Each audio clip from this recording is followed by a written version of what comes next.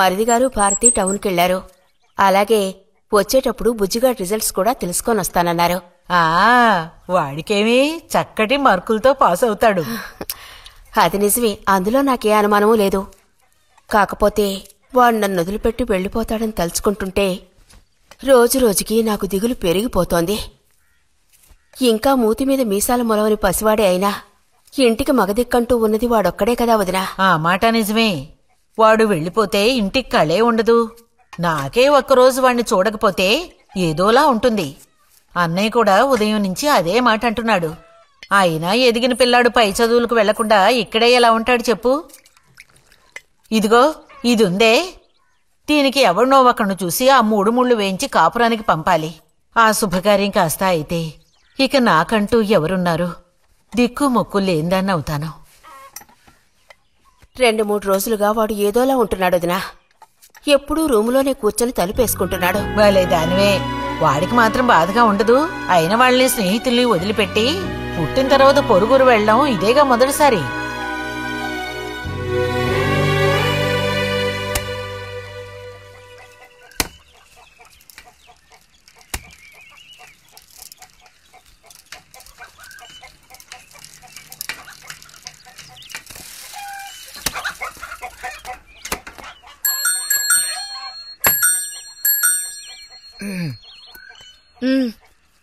ఈ వారం మ్యాగజైన్ ఉందా? లోపలుంది. అలా చెప్పకపోతే తెచ్చేవచ్చుగా. ఇదిగో చివరిసారిగా చెప్తున్నాను, ఇంకోసారి నాతో ఇలా మాట్లాడాలు మెలగడాలది పెట్టుకోవద్దు.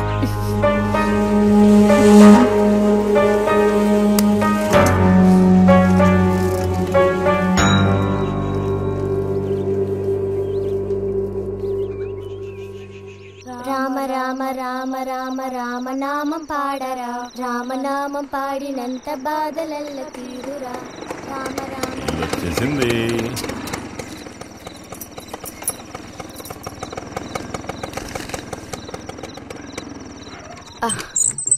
దిగమ్మా. బావుంది. ఫ్రెండ్ ఇంటికి విందు భోజనానికి బస్సులో వెళ్లి వచ్చేటప్పుడు స్కూటర్లో వస్తున్నారు.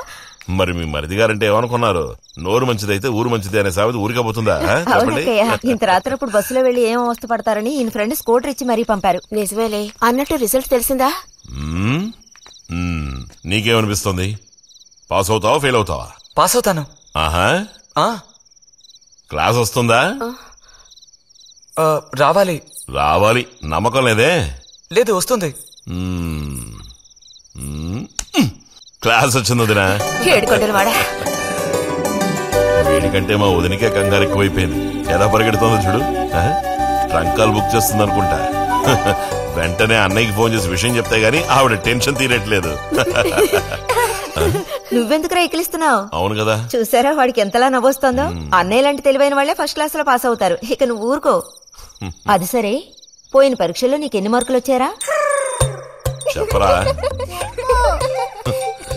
ఇప్పుడేవైనా ఈ క్లింపులు? లెక్కల్లో తప్ప మిగతా అన్నిట్లో పాస్ అయ్యాగా. లెక్కల్లో కూడా ఎన్నొచ్చాయో కాస్త చెప్పండి సార్. చెప్పరా, ధైర్యంగా చెప్పు. ఎందుకు భయపడుతున్నావు? లెక్కల్లో ఎన్నొచ్చాయో చెప్పు నాన్నా.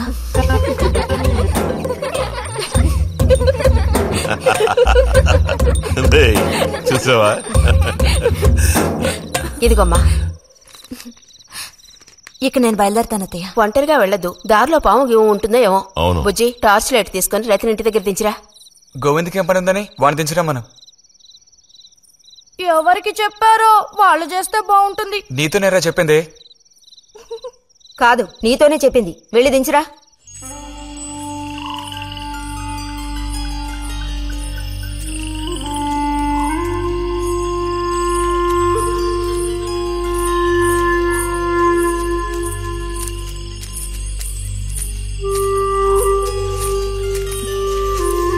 లైట్ ఇటు చూపించు.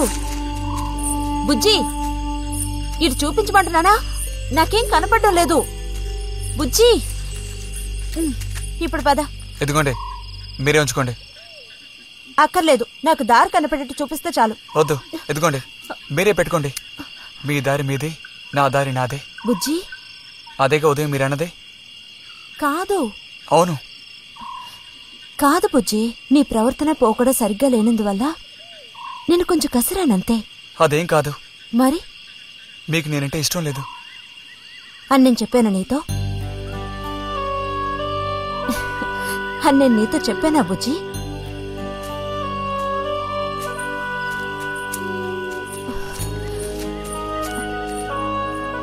నీ మీద నాకేం ద్వేషం లేదు బుజ్జి.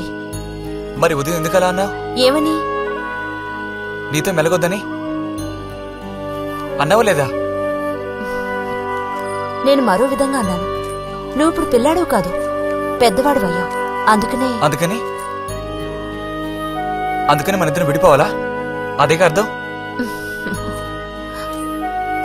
అక్కర్లేదు, విడిపోనక్కర్లేదు. ఎన్నటికీ కలిసిమెలిసి ఉందాం. పద.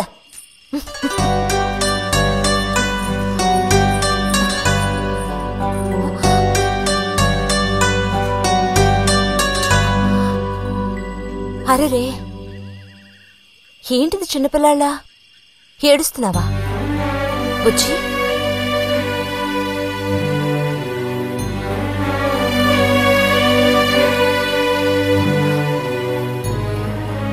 సరే, మన మనస్పర్ధలు తీరిపోయాయి.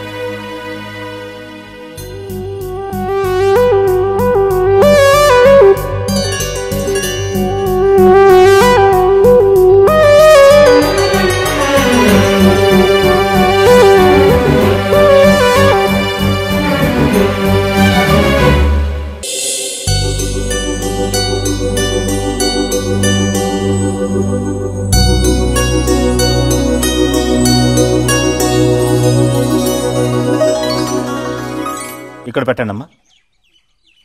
బుజ్జి. ఏంటమ్మా? ఇదిగోండి అమ్మా. వస్తాను. ఏంటి?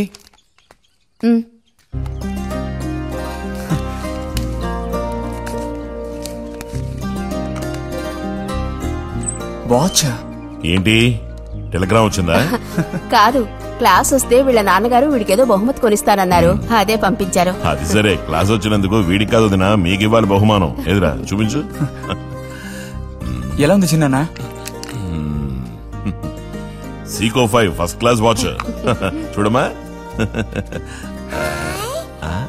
చాలా బాగుంది నాన్న. గిన్నెలో నీళ్లు పడుతున్నట్టు సౌండ్ వస్తుంది. బాగుందిరా, ఇదిగో వేసుకో. వెళ్దామా?